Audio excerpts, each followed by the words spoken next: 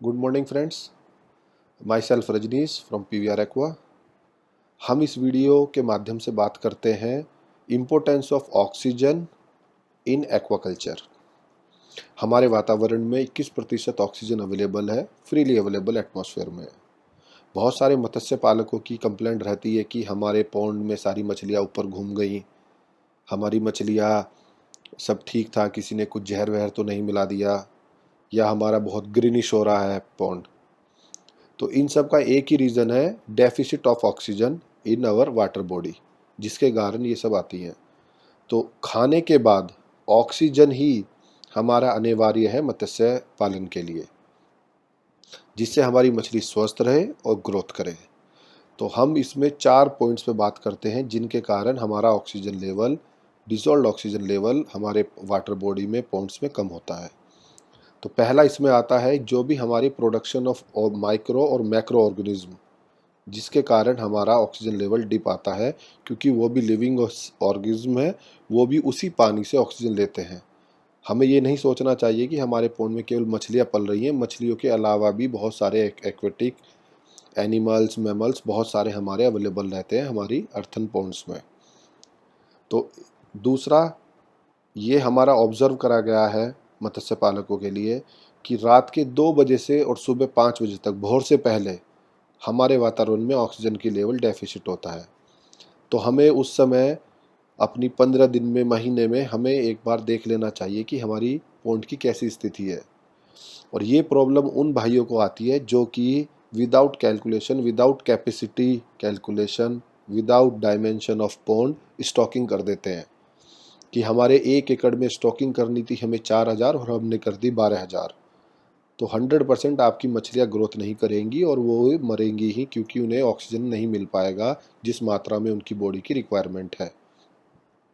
दूसरा, हमारा जो ऑक्सीजन पॉन्ड वाटर है, उसके अंदर हमारे जो भी ऑर्गेनिक मटेरियल डिकम्पोज होता है, चाहे वो माइक्रो वेजिटेरियन हो, फाइटो जू प्लांक्टोन हो, बैक्टीरिया हो, वो सब भी हमारे ऑक्सीजन कंज्यूम करते हैं, जो कि हमारे अवेलेबल वाटर से ही सब ऑक्सीजन को इनटेक करते हैं। तो हमें हमेशा फाइटो और जू प्लांक्टोन का कॉम्बिनेशन, उसको पीरियडिकली चेक करना, कितनी हमारी रिक्वायरमेंट है और किस रेशो में हमारा प्रोडक्शन है उनका, क्योंकि वो हमारे दोनों ही फाइटो और जू ऐसे समझ लीजिए आपकी, जैसे आप मेन कोर्स के अलावा दिन में टी पीते हैं, कुकीज़ खाते हैं, पानी पीते हैं, मिठाई खाते हैं। जब आपको मेन कोर्स के अलावा ब्रेकफास्ट, लंच, डिनर के अलावा कुछ भी खाते रहते हैं, आपकी बॉडी को एनर्जी मिलती रहती है, आपके सेल्स ग्रो करते रहते हैं। तो फाइट और जू प्लांक्टोन का सेम रोल है इन फिश ग्रोथ। तो वो आपके अवेलेबल होने चाहिए, बट एक्सेस किसी भी चीज़ का नुकसानदायक होता है फ्रेंड्स।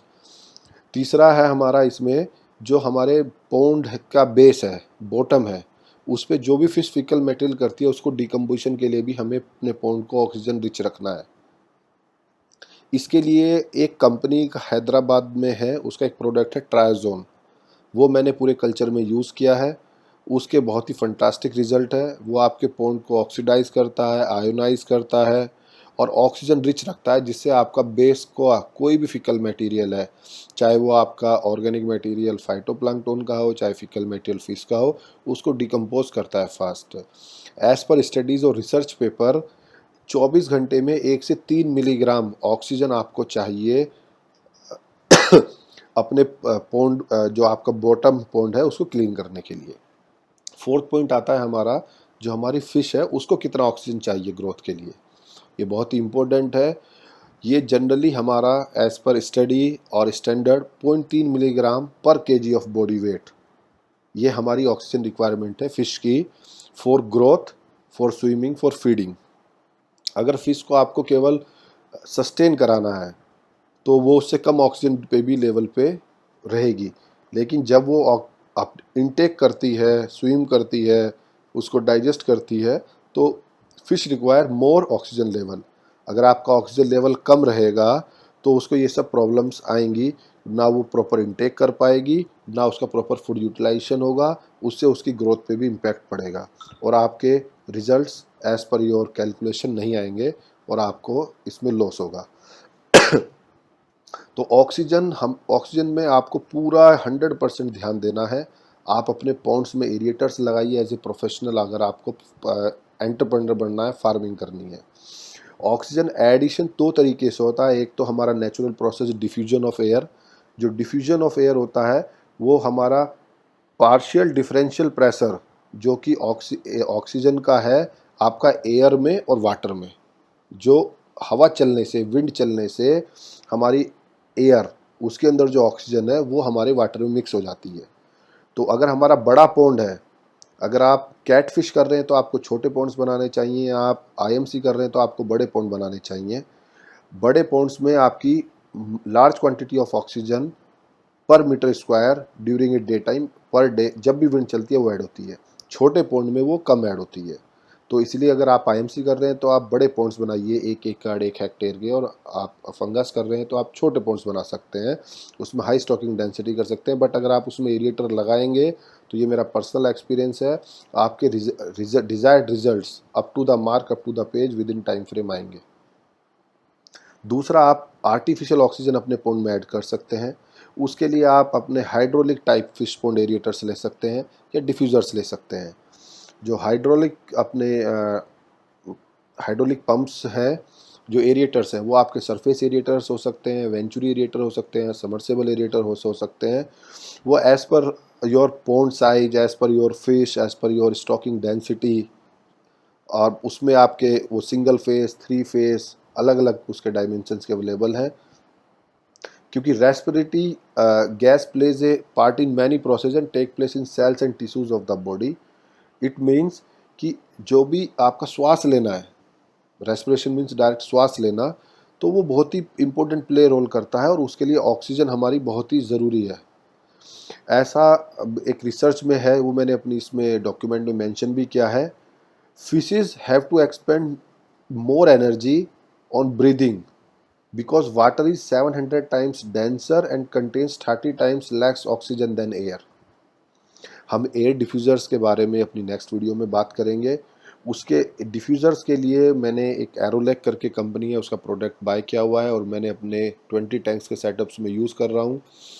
वो इक्विपमेंट हमारी 12 kg oxygen per hour add करता है सिस्टम में। तो उसके लिए मैंने अपनी इस वीडियो इसके पार्ट 2 में डिटेल्ड में उस पर हम डिस्कस करेंगे। तो माय डियर फ्रेंड्स, ऑक्सीजन पे आप बहुत ज़रूर काम करें, आपकी अगर आपको अच्छी ग्रोथ, आपको अच्छा प्रॉफिट बुक करना है। थैंक्स। ये है हमारा सबमर्सिबल एरिएटर जो हम पॉन्ड के बॉटम में रख देते हैं। ये हमारे दूसरे टाइप के एरिएटर्स हैं। ये आप देखें, हमारे पूरे फार्म 6 एकड़ का फार्म है हमारा। 6 एकड़ के फार्म पे 5 ग्रो आउट पॉन्ड है और 3 नर्सरी पॉन्ड है। पैडल व्हील एरिएटर, फ्लोटिंग एरिएटर्स, ये हमारे वेंचुरी एरिएटर लगाए हुए हैं। तो हमारे चारों ग्रो आउट पॉन्ड में मैंने एरिएटर लगाए रखे हैं क्योंकि I know oxygen is very important for the culture. ये हमारा सरफेस लेयर पे पैडल व्हील एरिएटर, ये शाम का समय होता हुआ ये पूरी बाउंड्री हमारे फार्म हाउस की। ये हमारा फ्लोटिंग एरिएटर ऑक्सीजन जनरेट करता हुआ। ये पैडल व्हील एरिएटर जो हमारा 3 फेज का है, 2 HP पावर का है। 3 पॉन्ड हमारे,